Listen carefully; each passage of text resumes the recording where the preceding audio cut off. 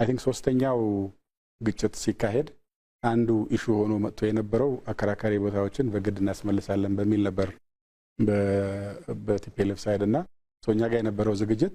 ኦኬ ሶስተኛው ጦርነት ያካሄዱት ለዛ መሬት ከነበረ እነሱ ናቸው መጠየቅ ያለባቸው እኛ ለመልስ ነው የምንዘጋጀው እንጂ ምንለው ነገር የለም ብለን ትተነው ነበር ምን በኋላ ስንሄድ እነሱ ተውት እንደነ ሰዎች ተዋክተውበት ሲያበቁ እንዴት ነው አጀንዳ ማያመጡት የሚል ነበርም በእኛ ስለነበረ አናነሳም ብለን ተው ነው እነሱም ሳያነሱት ልንፈራረም ደረሰን ጋዜጠኛ ጠራን እንግዳ መጣ አዳራሹ ልንገባ ስንል ግን አራያ ጉዳይማ ካላለቀ እንዴት ነገሩ የሚያልቀው ወደሚል ወደ ዜሮ መመለስ መጣ